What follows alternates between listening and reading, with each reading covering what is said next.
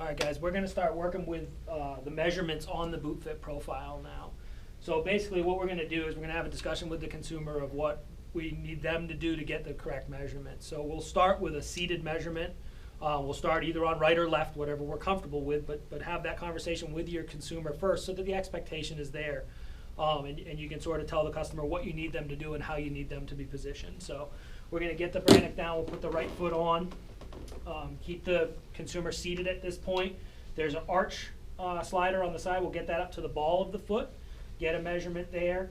At unweighted, basically we'll use the arch length and the width to just slider to get his width on this product, and we'll also get his unweighted US size. We'll put that on our boot fit profile. So in this case, an unweighted right is a size 10 with an arch length of 10.5 and a width of C. So a pretty narrow foot. We're looking at the foot at this point. We're having a consumer conversation that this is a pretty low volume foot, so we're going to have a narrower, lower profile boot. Basically, at this point, we'll ask the consumer to stand up. We'll take a look at what changed in the foot. In this case, it basically stayed as a C width, but is a 10.5 length on the US scale now. So the arch is going to collapse a little bit when most people stand up and give us a little more length in a foot, sometimes a little more width. So these things we want to watch what's occurring right in front of us. Use our eyes as a great tool in this situation. We'll have the customer sit back down. We'll basically slide that arch tool forward because we know it's going to be similar. Get that lined up again.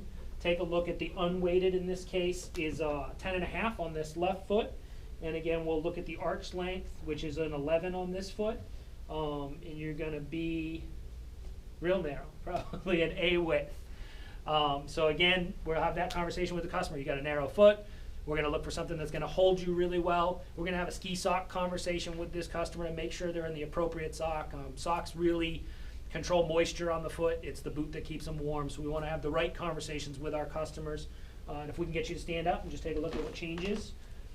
So again, half size of growth and some width change here. This foot changes a little more, so we go out to an 11 and a B width, so it did get a little bit wider, but not very wide still. And then sit back down for us. In this case, we'll be working with a ski boot, so let's take a look at the Mondo point size. Unweighted on the right was 27. We want to look straight down over, make sure the consumer's knee is kind of over their midfoot, and we're looking right down on the toes. So between a 27, 27.5 on that foot, and then we'll just look at the left real quick. So again, 27.5, we'll have our customer stand up for us. We'll take a look at weighted on both here. We're not looking at the width as much on this one because it's just the Mondo point scale. So a little over 27.5, we'll just take a look at that right for me. And again, about 27.5. So we've got all the measurements. We want to make sure we write all that down, arch length, width, your US size, and your Mondo. That way when we go out back to look at boots, we're picking from the right piles.